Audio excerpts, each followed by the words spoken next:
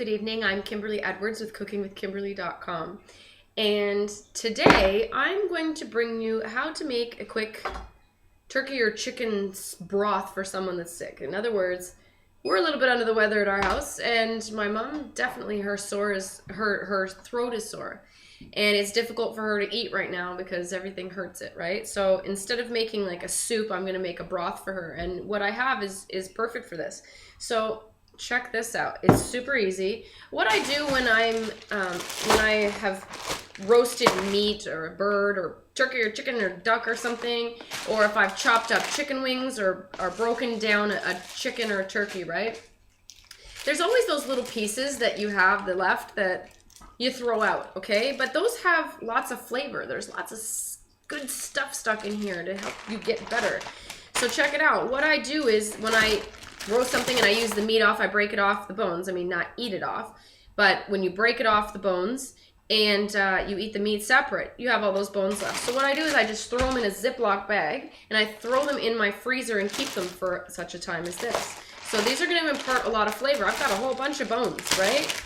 And then also I think these are from chicken wings. These are the chicken wing tips, right? This is full of cartilage and bone and skin. It's perfect for what we're trying to do here today. So what I'm going to do is I just took these out of the freezer. I'm throwing them right in my pot, a big soup pot on the stove, okay?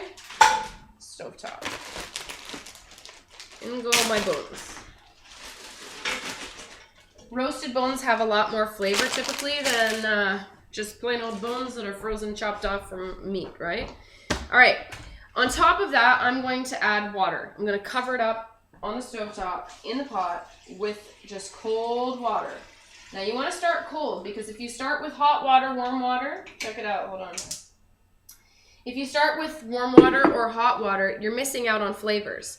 The cold water actually leaches out the flavors from what you have inside there. So those bones, you want to do it slowly. It slowly gets the flavor out. Now if you just throw hot water on top, it kind of seals the bones and seals the flavor in. You don't really get it out. You have to let it boil forever and ever and ever.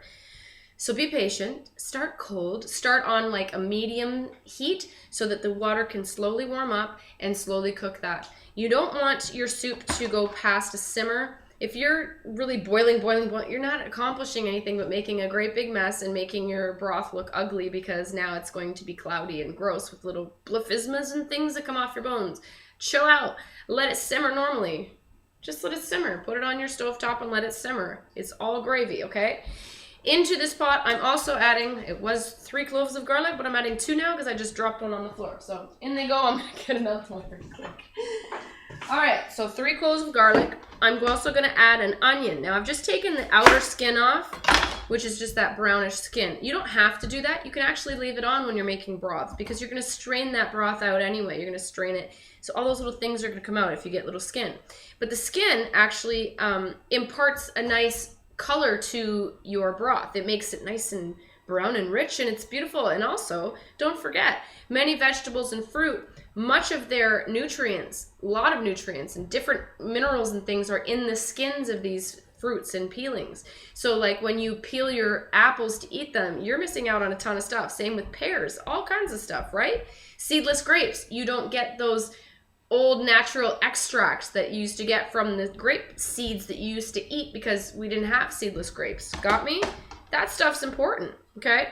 Anyway, I have the onion. I didn't even chop off the ends because it keeps it all together, that little root and the stem, okay? In goes my onion. Awesome. I'm going to grab another garlic or 2.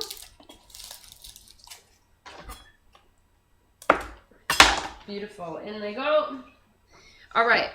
Peppercorns.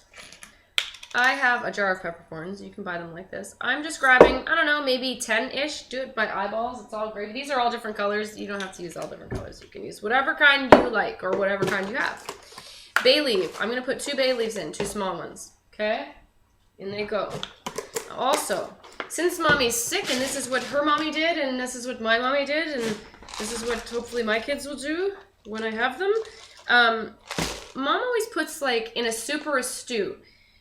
Mom and Grandma, probably her moms before that, grandmas before that, used to put 1 or 2 cloves in, and it doesn't actually really give a clovey taste, because cloves are very strong and scary to most people, right? And they don't know what to do with them. But if you put 1 clove in, it gives some kind of je ne sais quoi. Also, cloves are antiseptic. They have a lot of healing properties. Go on, throw some in there. Don't put too many, though, because then you'll be like, wow, that tastes like Christmas and it's July. Not cool. Next, I'm going to add, I don't know, about 1/4 teaspoon of red chili flakes. Simply because peppers are very healthy for you. We like a little spice, but I also want to, you know, get her healthy, man. Peppers help you. Don't even get it twisted. Also, a twist on my grandmother's old natural remedies and stuff. When we were sick, when the grandkids were sick, when her children were sick, she would make these things that you would put on your chest. What are they called, Mom? A poultice. Excuse me. So it's like ground up mustard and all kinds of scary, smelly, yucky things that didn't smell nice, but you'd slather it on, and Mom said sometimes it would burn them. But it would help you decongest, and it helped you. I mean, natural remedies are natural remedies. Food heals you. Food is the only thing that goes in your body for the most part. So that's what's healing you or making you sick or not helping you. Anyway, the spin-off of my grandma's poultice thing, is that what it's called? Mm-hmm. Yes, poultice thing. Or I always add, and I'm going to tell you my other reason for it too, I don't know, maybe 1/8 teaspoon of mustard seeds, okay? Bear with me. Well, I'm a Christian, first of all, so I have the faith. If I have a faith of a mustard seed in my pot of soup or stew, it's going to turn out. And it always does. Because this is Cooking with Kimberly. But anyway, that's one of the reasons. But also, mustard has healing properties as well. So, in they go to your broth. And I'm going to roughly chop some celery, just to go in there. I would typically put carrot in, but I went to the grocery store yesterday and forgot to get carrots because just forgot. And everyone does that. So, don't carrots tonight, and that's cool. Celery, onion, bay leaf, peppers, peppercorn, chili flakes, salt. Add a little bit of salt. I'm probably going to add about 1 teaspoon of salt. Just eyeball it, put it in your hand. You're going to have to re-season this at the very end anyway, because you can't possibly determine as much salt or pepper you need from the very beginning and how much, come on. Give yourself a break. So anyway, throw a little bit in, season it up. Now, this is going to come to a boil. Make sure everything's covered with water, okay? Keep it the water level up. You're going to let this simmer, I don't know, for at least 2 hours, I would say, because you really want to extract the good stuff out of those bones and the flavor, okay? Because there's not a lot flavoring this. And don't actually put meat in it because she can't swallow it. So there's just no point.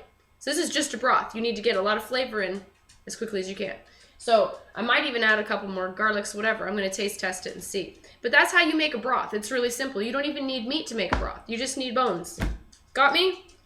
Go to the store. You can even buy bones. Like, they have beef bones, pork bones, chicken bones. I mean, they got everything. Turkey backs, chicken necks. You can use all of those bony pieces to make awesome, awesome stocks and stews. And soups. So, there you go. This is how you make it. So then, after I bring it up to boil, it simmers and simmers and simmers. You're going to taste it. Make sure it tastes good like something. You know what I'm saying? Season it, salt and pepper. If you want to put a little bit of garlic, onion, whatever, go ahead, do it. Parsley, dill, whatever you like, but herb-wise. And then I'm just going to serve it like that. I'm going to store it in the fridge or the freezer. You can even put it in ice cube trays and use them as little broth things for recipes you need just a tiny bit for. Or you can eat it all up at one time because you have sickies in the house. So that's it. That's very simple, right? I hope you guys try this. It's very easy. I hope you're not going out and buying cans of soup that I won't say the names of, because that's not really going to make you healthy. It's killed every good thing inside those cans. I mean, what's left? They've zapped them with whatever, right? All right, so that's it. Go home, make some soup, get healthy, stay healthy this winter. Golly. All right, follow me on Twitter at Cooking with Kim E with a capital E. Check me out on Facebook, like the fan pages, facebook.com/cookingwithkimberly. And my YouTube channel, you can watch all my shows there. It's youtube.com/cookingwithkimberly. The website's cookingwithkimberly.com. That's a whole lot of Kimberlys. Anyway, eat deliciously, be a champion in your kitchen, and all that good stuff. Ciao. Bye.